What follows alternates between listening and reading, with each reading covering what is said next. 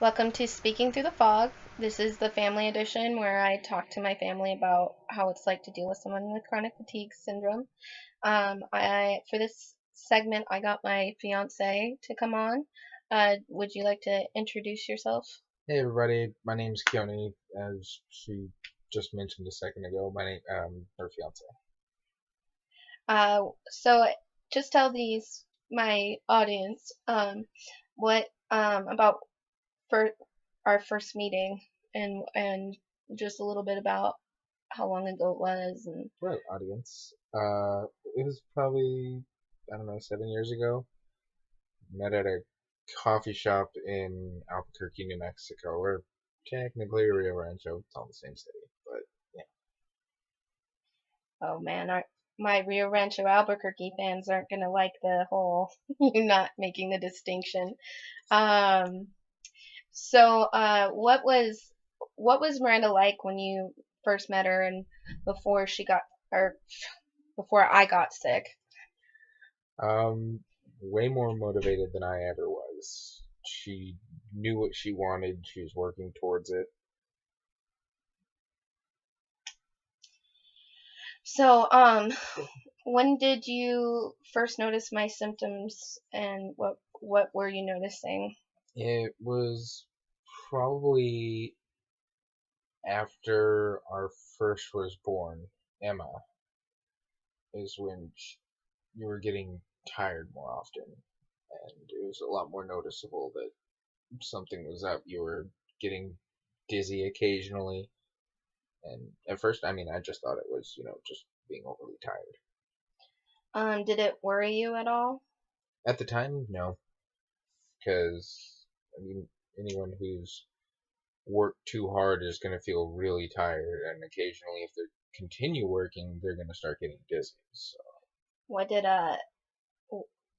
you weren't even worried when I was like going to doctors and stuff about it? yes and no. I mean, I was worried that something was going on, but at the time it didn't seem serious enough for me to really be like, super worried about it. If that So, makes sense. when did you first realize that my health issues were actually serious? It started getting, I don't know, after the first was born, it was more noticeable that you were getting tired and sick. But then once the second was born, it just went downhill quick. So it was a lot more noticeable then. What do you mean by it was more noticeable? Well, it was getting get dizzy more. That's when sort of passing out or collapsing, whatever you'd like to call it. What was the worst episode you've seen of me being sick? Well, there's two that I can think of that were probably the worst I've seen. And there's one night we're in the living room and she had collapsed, but when she got up, her speech was, I don't know, it almost sounded like you had stroke. Like, it, and speech was stuttered. It was really, it was slurry. It was like you're really trying to force out what you were saying, and even then, it was just simplified. Um, And sorry, the second time was just the other night. I came in, lights were off, everything, and the room was completely dark, and it was just everything was just too much. Be it light, sound, touch, anything. how does my illness impact you? Well,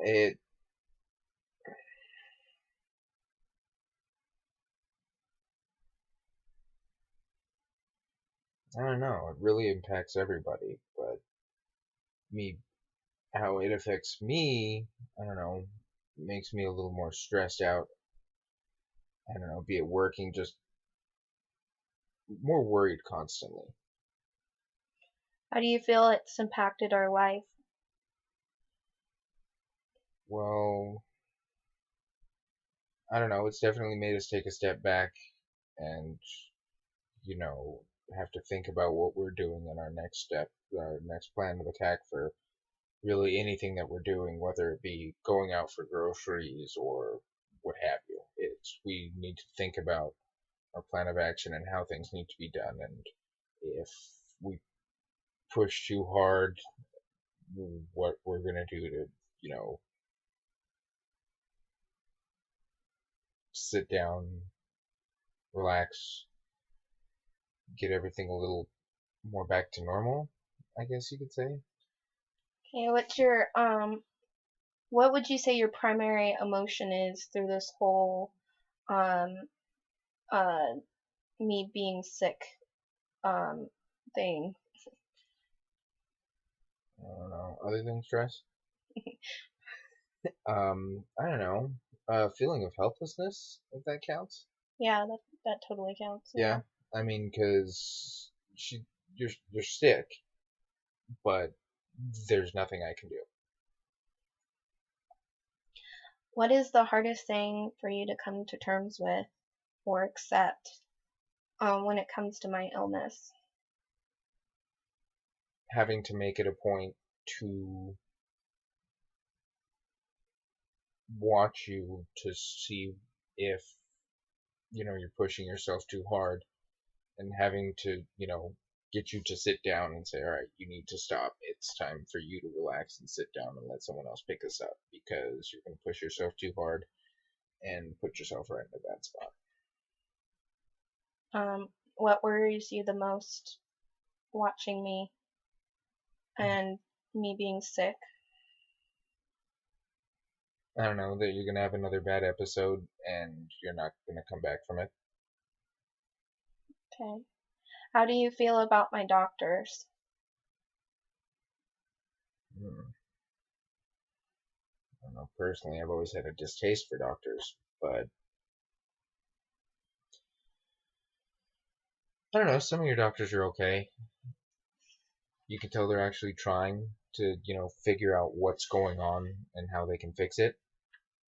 But in at the same time, they have this idea because, they went to medical school that what they learned however many years ago, that's it. So a lot of the doctors, be it the doctors I like, be it the doctors I don't like, they seem almost closed-minded. Like if they hear something that they don't like, well, that's not right. That's not the way it is. And I mean, there's plenty of evidence that is the way it is, but they just don't want to hear it. What did you think when I first told you I had been diagnosed with chronic fatigue syndrome? Like what was your first reaction about chronic fatigue syndrome? I don't know. It was more a relief to just get a diagnosis, but once we started looking into, I don't know, the symptoms of ME/CFS and future symptoms of ME/CFS, the future symptoms are the things that really, scare the crap out of Um, and you didn't really know about ME/CFS before that, so you didn't even know really what to think when I first told you, right? me. No, and I mean, honestly, I don't know many people that are aware of it outside of, someone who's been directly affected by ME/CFS, be it the patient themselves or a friend or family member or someone who has been told by one of those two people. It's a really well hidden or just unknown disease. Um, how how do you feel about my like recent push towards advocacy and like my video blog and reading up on like medical stuff and just being really into trying to get word out there and stuff? I don't know. I think it's a good thing. I mean, I I don't know. Trying to get the word out there for anything is good. It's really how you go about it, and you doing research constantly on it and learning as much as you can. learning about recent studies that are being put out on it, or whatever, how you're feeling about it.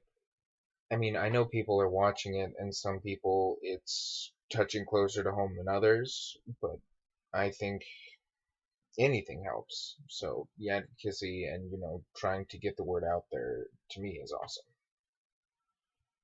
So, what is your outlook on my future? Like, what do you think is going to happen? How do you feel about it? Are you trying not to think of it? I mean, what are you, what is my future to you? I don't know. That's a good question. I don't know. I really try not to think about the future to the aspect. I don't know. I'm trying to stay optimistic. It's we can try and figure out some way to turn it around or at least stop the progression of symptoms. But with the research that's been done and the amount of legwork people have put in already, and those people still getting worse, it Yeah. yeah. Well, is there anything you want to add before we wrap this up? Anything about chronic fatigue, my illness, uh, now that you've got everybody's ear and you're not having to be Ear. completely silent while I'm recording. I know you all see me in the back just hanging out watching her film these things. It's just I have to stay quiet, otherwise she yells at me. I don't know. Chronic fatigue sucks. Post these videos, share it around, even if it's a like or a comment. I know Miranda has the fundraiser page that you guys can go and donate, even if a buck 50 cents. Your your extra money that you were going to use to buy a pack of smokes. You don't need to be smoking anyway. Use that, donate to her. But share it around, pass the word up. Twitter, Instagram, Facebook, whatever you happen to use, anything helps. Whether it be said telling a friend about it and saying, hey, you know what, check out this website, watch these videos, learn something new. Anything is awesome.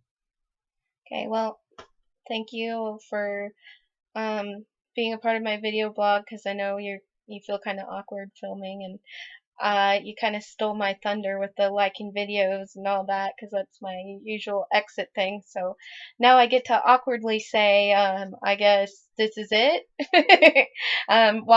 Stick around, watch more.